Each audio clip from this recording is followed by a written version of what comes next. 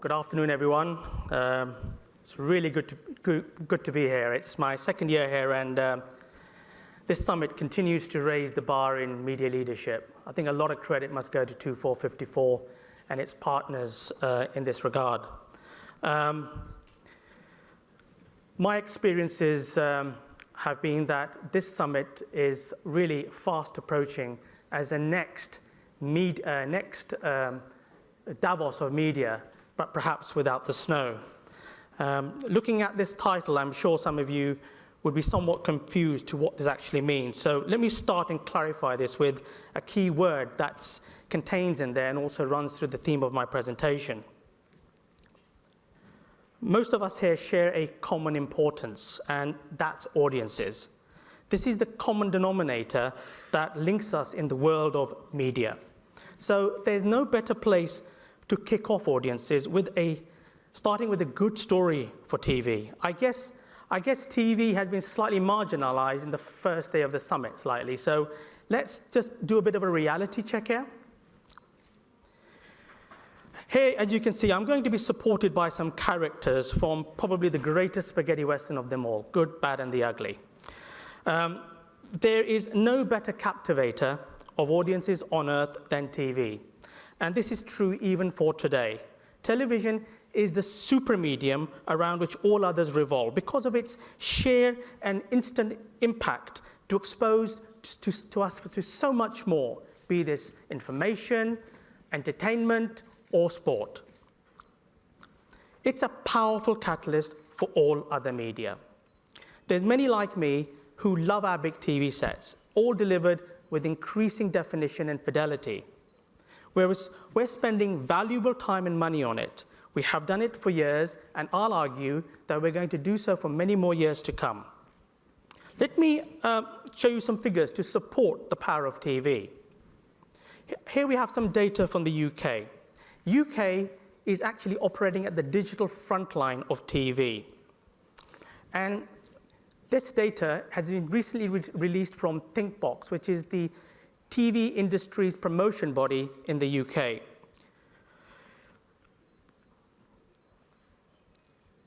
Basically, what it is showing here is that there was a fear that live TV was in terminal decline. Well, this is absolutely not the case. A massive 88% of TV is still predominantly a live experience. I'm sure the commercial TV broadcasters here will be smiling at this figure. Let me also give you a peek at some other topical factors supposedly impacting on TV viewing. UK has recently included time shift or non-linear viewing of up to 3 weeks in their reporting. This has added only 1.8% to the total TV viewing. With growing access to mobile devices and connected screens for watching video on demand content, this has actually only added 1.5% to the overall TV consumption. So this still seems to be a minority pursuit. So how does this good story for TV stack up in terms of revenues for the TV industry? Well, we continue to see a good growth in terms of year-on-year 5% across the TV industry. And in 2012, the total TV industry revenue accounted for 252 billion UK pounds, significant contributors coming from advertising and subscription, which show also a healthy growth. Looking at the global advertising expenditure, the compounded annual growth rate is estimated close to 5% for this advertising industry. Television share is stabilizing around the 40% mark. With TV ad spend in the excess of $200 billion, TV is still the dominant super medium, and all predictions say it will stay that way. No surprises here for the internet. All predictions point to significant AdX growth of around 15% compounded, with the two key drivers being online video and mobile. AdX growth for both of these is predicted to be around 30 to 50% respectively. However, with the rise of Netflix and other similar video-on-demand streaming services, These are challenging the current media business models. But the truth is, audiences have never had it so good.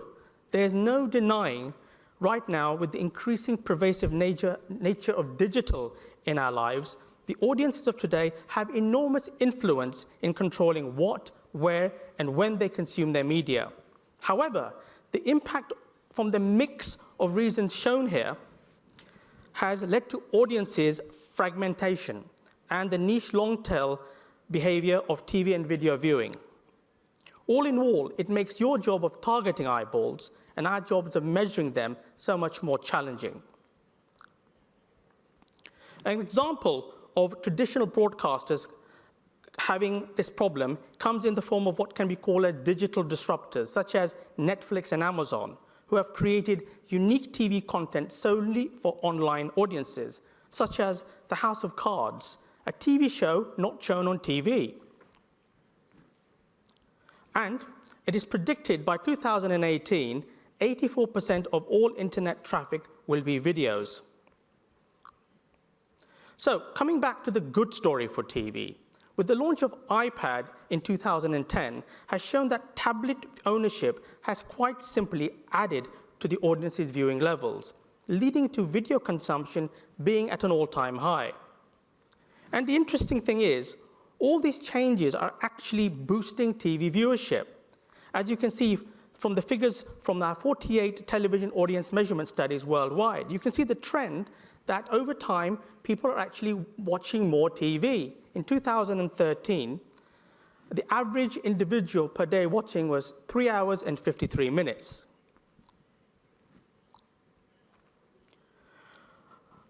Example of online devices driving TV viewing, here BBC programme content delivered on the BBC iPlayer was requested a phenomenal 320 million times in the month of March this year.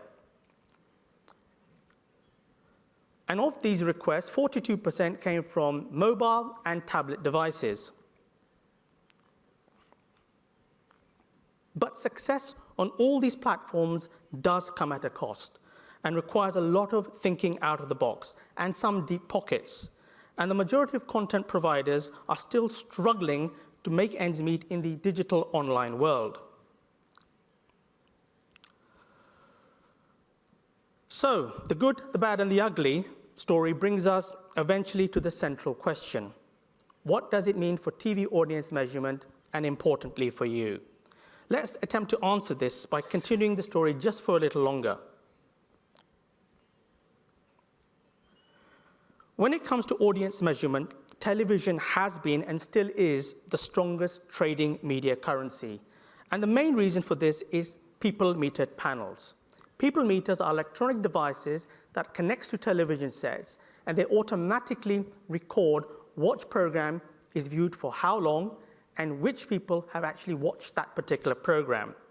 The use of this research methodology in TAM is the global de facto standard, and it's really positive to see that finally in the MENA region has started adopting this critical research, like the case right here in the UAE with the TVU National TAM service, commissioned to Kantar Media, of course. And benefits will impact and raise the media industry levels to where they duly deserve to be at.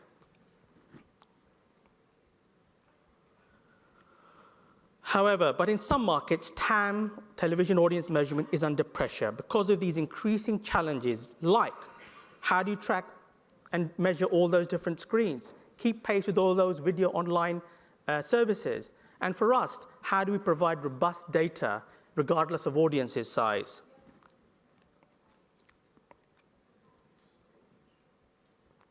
And it goes without saying that it would be extremely expensive to solve some of these issues simply just by increasing panel sizes or using the traditional measurement approaches. Yes, I have a good story to really nearly finish on by giving you a very brief example of an innovative research solution that addresses many of the challenges faced in the measurement of TV audiences. To put this quite simply, it's about harnessing data. It's about the hybrid integration of two key data sources using powerful data fusion engines. Let me very briefly just touch upon what I mean. What we have here is a lot of data, or big data, that we've managed to extract out of set-top boxes, online or mobile devices, and integrating this with people meter TAM data. The fusion of these data provides significantly more robust, holistic, and representative viewing insights, and this is the next big step in the understanding of TV audiences of today, as well as that of the future.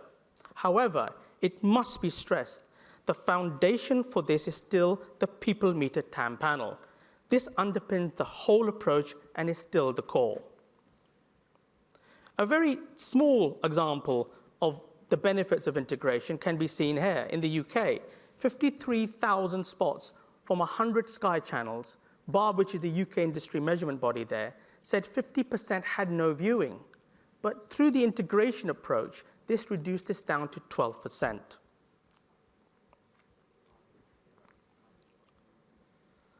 So, to conclude, we no longer think of TV as a set in the living room or the bedroom. The way TV is delivered and consumed is changing, and measurement has to make that transition from measuring television audiences to measuring video audiences, wherever and however the audiences consumes it. Kantar Media are pioneering developments both in VAM and in panel integration in two key markets right now. Barb in the UK, which I said is the UK Industries Measurement Service, we're working with them on Project Dovetail, a hybrid measurement system based on Kantar's integration approach, which is set to launch in 2016 and is to be the UK's new gold standard.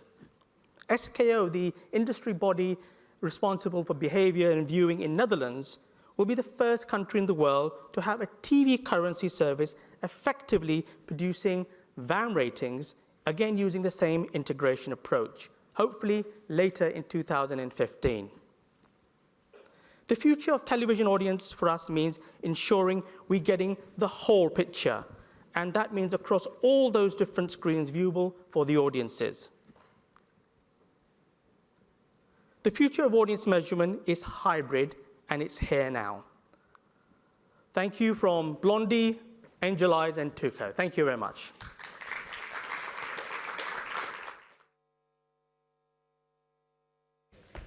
Thank you for your presentation.